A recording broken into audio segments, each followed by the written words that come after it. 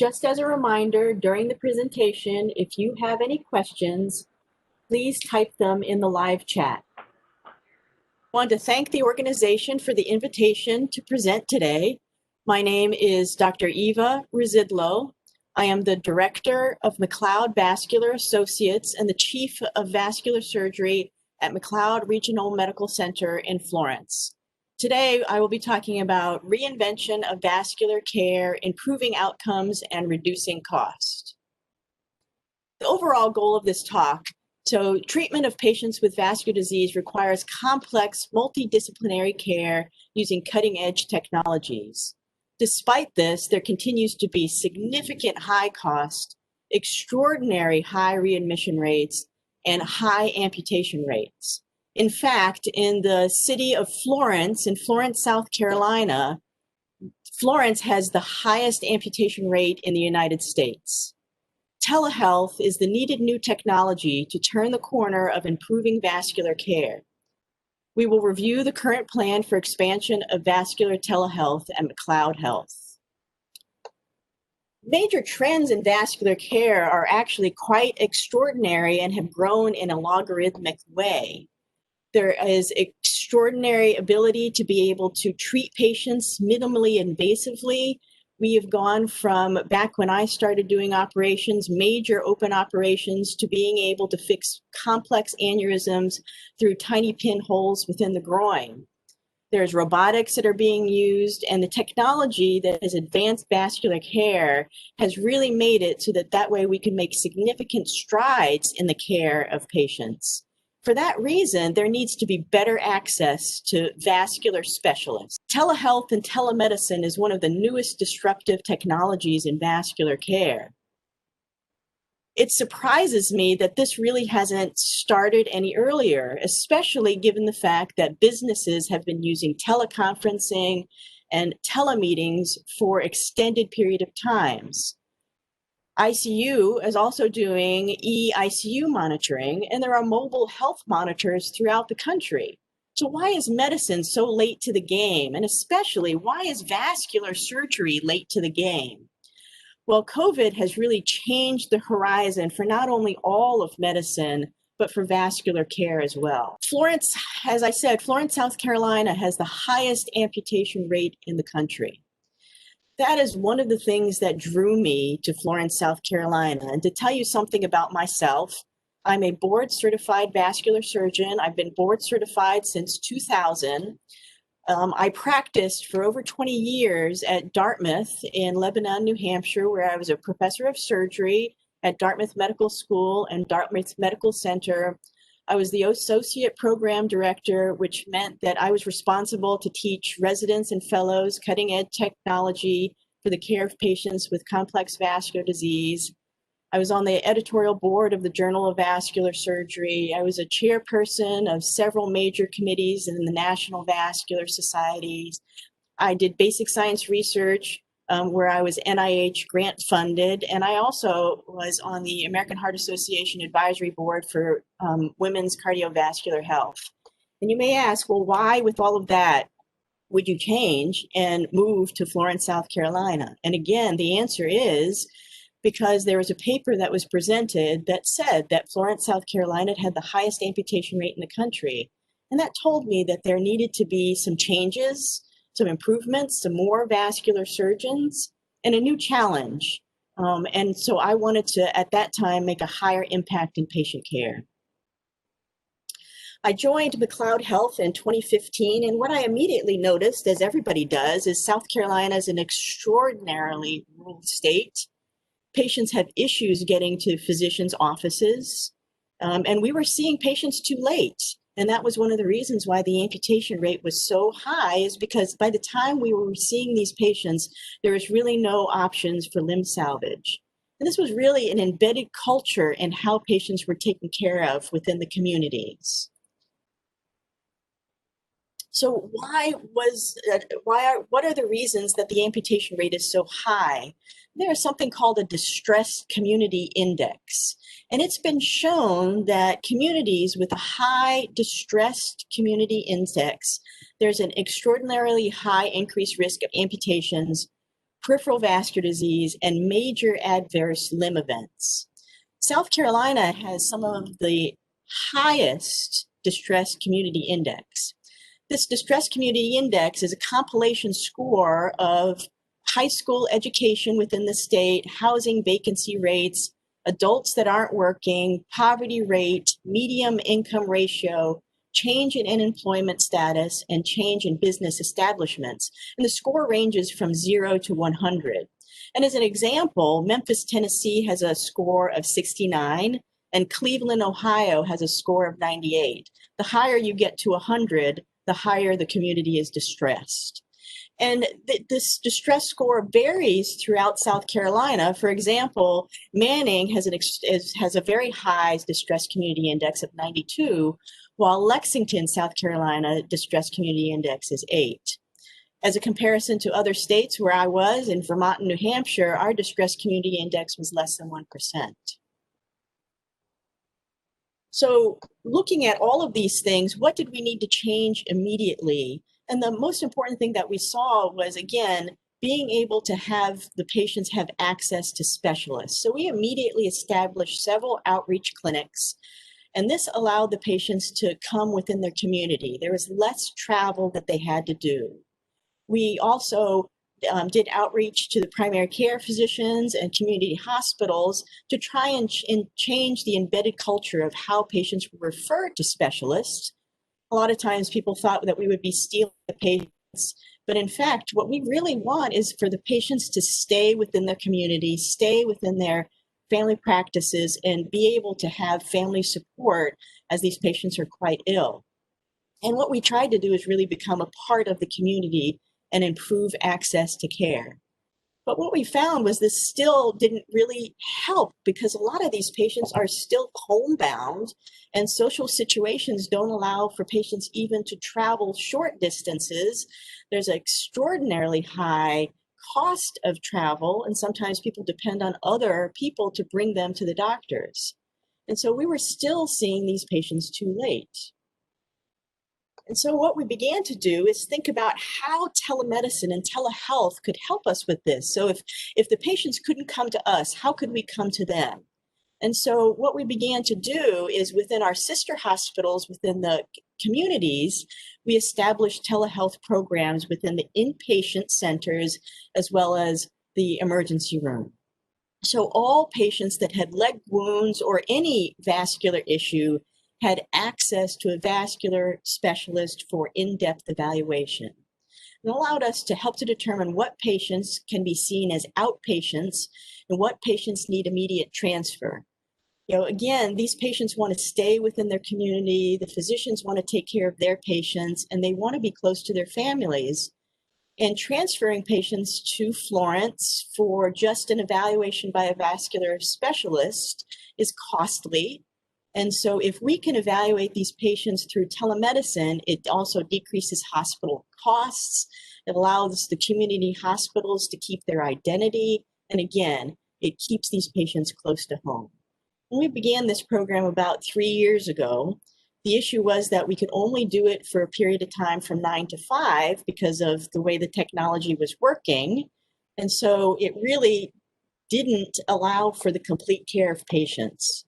This is an example of a patient. So if you hear a story on a telephone for an emergency room physician where they say that the ankle brachial index is 0.3 and the toe pressure is 12 millimeters of mercury, those are critical values. Those are values in which if you don't do something for that patient, they will lose their leg.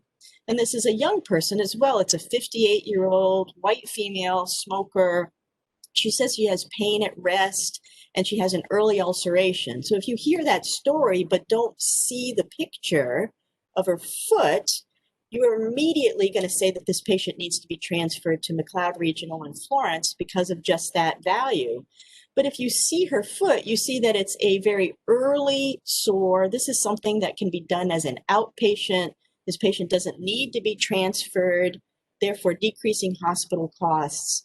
And it allows the patient to be a little bit more comfortable as well. So what we're working towards is that all vascular surgeons will have a telehealth app on their phone and or on their iPad device to allow for access of the vascular specialist during non-office hours. And again, most vascular issues come after hours. And this also allows for any of those questions that you might have to be billed for. This incentivizes the physician. It increases our RVUs, and a lot of us are being paid by RVUs.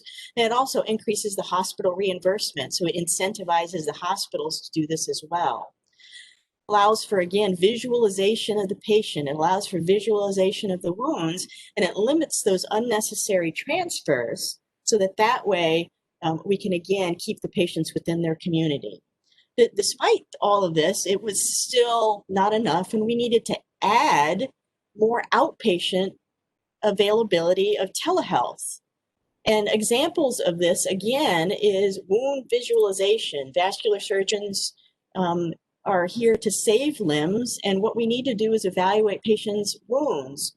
Patients, for social reasons, can't always travel. Patients have monetary reasons why they can't travel. And patients that rely on others for office visits come, but we have to be able to see these wounds in order to be able to evaluate these patients. And telemedicine would allow us to do that. This is another example. So let's just say that a home nurse calls you and tells you on the left, the picture with the ruler, she would describe this, or he would describe this as an amputation. The wound is completely opened and the wound is really red. What would you like me to do? And my immediate response would be, I have to see the patient, when in fact, that is a normal healing granulating wound. And on the right, the description that I got from the home nurse was, well, the incision is a little black and there's a little drainage and there's a little bruising. And my response to that is, well, that could be normal healing. I don't necessarily have to see that patient. But that picture tells us that we need to see that patient that day, in which case the patient needs to be admitted and the amputation needs to be revised. And so you can't always rely on descriptions, and telemedicine allows us to be able to visualize the patients. So what we also know about vascular surgery is that vascular surgery, there's complications. These patients are quite ill, and the readmission rate is quite high. So there was a study published in the Journal of Vascular Surgery in 2017 talking about telehealth electronic monitoring to reduce post-discharge complications and surgical site infection after arterial revascularization with groin incisions. As you can imagine, an incision in the groin has a lot of complications, especially in the South where it's warm and those incisions tend to heal poorly. Medicare expenditures associated with readmission are estimated at $12 billion. 24% of the entire Medicare expenditure is consumed by readmission rates. And vascular surgery has one of the highest readmission rates after arterial interventions, including bypasses, especially for those patients that are diabetic, and especially for those patients that have surgical site wound infections. So telehealth visits can really help us to decrease those readmission rates because we can monitor those wounds more quickly. And it's important to remember that Medicare will begin to compensate and or take away money based on readmissions. And this could also decrease our length of stay. If we're able to monitor a patient's wound at home, we're less likely to keep them in the hospital and therefore reducing hospital costs. So what is the potential of telehealth vascular care? At least 50 to 70% of initial and established patient visits can be done by telehealth. 100% of early post-procedure visits can be done by telehealth. For example, a carotid endarterectomy, in which all I need to do is visualize the incision, monitor to ask the patient what their blood pressure has been, and make sure that they're taking their medications. That takes 5 minutes. It took the patient an hour to get here for a 5-minute doctor visit. Doesn't seem to be conducive to their schedule and their convenience. It's critical in hardwiring, it will be critical in hardwiring best peri-procedural care for the assurance of recovery plan and recognition of complications. And it's critical for reminding patients of established visits, especially for vascular surgery, where we have registries, national registries and regional registries that follow these patients to allow for best practice. So what if the physician cannot travel? There was an opportunity at Carolina Forest at the beach to start a vein clinic. The McLeod Regional Medical Center has one of the only accredited vein centers in the state of South Carolina, and there is a huge potential as the population is growing in Myrtle Beach. And there was currently very few vascular specialists that took care of vein issues for patients at the beach. But the problem is that I live in Florence and it takes me about an hour and a half to be able to drive to the beach. And that obviously can be quite inconvenient given the fact of the drive. Physicians have limited time and administration does not want to pay for that windshield time. So what could we do to allow for that care to happen? What we started is a virtual vein clinic at Carolina Forest, in which case the first visit for all new patients is done through telehealth. These visits are typically short. I don't need to actually physically see the patient. They need to just allow me to visualize their legs using telehealth. It's mostly a conversation about their vein history as well as the family history. And what's really needed is a test. And so any virtual clinic needs a vascular lab associated with it to allow for the testing. And all the decisions for these vein patients are made based on vascular testing.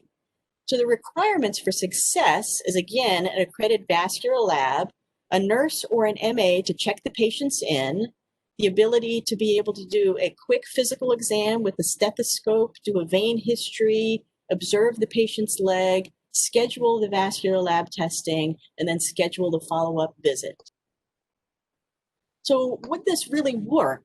So there was a study done in the Journal of Telemedicine, a comparison of virtual visits versus traditional clinic visits for the management of varicose veins. Patients that chose to have virtual visits had similar preoperative demographics, clinical classifications, and patient outcomes. And in fact, the patient satisfaction rate was higher for the virtual visits because they found it much more convenient. Most patients who have vein issues are young people who work, and taking the time out of their day to actually physically come to a physician's office is very inconvenient, and this really helped with the convenience of the patients. So what are the stepping stones to start telehealth? You obviously have to have patient interest. You have to have a physician champion. You obviously have to have the IT infrastructure, securing confidentiality, making sure that you have the equipment. Training and credentialing is really important to make sure that the person at the other end is able to do what they need to do. And in the past, coding and billing was a huge obstacle. And COVID has really changed the horizon for this. Since COVID, Medicare will pay for the visits as long as it is documented appropriately. They will pay for phone check-in visits for established patients. And this is a good thing for patients that have wounds, patients that have questions, and obviously patients with vascular disease have considerable issues and comorbidities. They also will pay for e-visits. So if you have a system where your patients can email you questions, they will pay for your time for that as well. So the other obstacles to adoption is there hasn't been in the past an urgency to do this. Now, because of COVID, there is. The other lack was lack of reimbursement. Now, currently, it is being paid for. But there are other obstacles as well, a lack of strategic commitment, a lack of a physician champion, and a lack of patient interest. But there is an urgency to this because our population is aging, and so they won't be able to travel as much, and they're going to want to stay within their communities. COVID has told us that people want to stay within their COVID communities. And the physician pool is also getting smaller. The greatest specialty shortage there is in vascular surgery. 40% of vascular surgeons are over the age of 55. The number of residencies and fellowships is not adequate to replace retirees. And within 5 to 10 years, vascular surgery numbers will be 10 to 20% short of the estimated need. And again, South Carolina is a rural state. So are patients really interested in telehealth, and what has been the experience? There's a paper published in the Journal of Vascular Surgery in 2018, implementation of a virtual vascular clinic with point-of-care ultrasound and an integrated healthcare system. There was a total of 82 remote visits. Ultrasound was done prior to the visit or in conjunction with the visit in 90% of cases, so they were successful in implementing it. The satisfaction questionnaire showed that 91% would highly recommend it to a friend or a colleague, and all respondents found this encounter more convenient than having a traditional office visit. So in most circumstances, I think patients are interested in doing televisits. Environmental benefits to this, and this is something that obviously all communities are interested in. In the Annals of Vascular Surgery in 2019, they published that patients who opted to participate in telemedicine encounters saved an average of 31 miles in driving distance, saved 39 minutes of travel time, and saved almost $5 in gas and parking costs for each appointment. And the total reduction in passenger vehicle emissions of environmental pollutants, including carbon dioxide, carbon monoxide, nitric oxides, and volatile organic compounds, was also significant. And the total amount of gas saved was nearly almost 200 gallons. What is medically necessary for a successful telecare? Well, you need a good space and a quiet space to be able to do it, so that you have a nice, calm, and quiet area to discuss with your patients. You need a secure line of communication. You obviously need the appropriate tele-equipment, the credentialing. We've already talked about the coding and billing, but for vascular care, it is very important to have an associated vascular lab. And that's the other thing that we implemented is satellite vascular lab clinics in Carolina Forest, as well as Hartsville, so that way we'd be able to take care of the patients within the community and they could stay within their community. And so really all you need is the tower, you need a Doppler to be able to listen to signals, and you need a stethoscope. If a patient is home and they use their computer or their phone, they should be able to if a patient is at home and they have their phone or the computer, this should allow you to be able to see their wounds or incisions. So there's very, very limited equipment that's required for vascular telehealth. And so it's been a long road, but I think the future is bright for telehealth, but especially in vascular care. With the implementation of this technology, we will be able to improve vascular care throughout the state of South Carolina.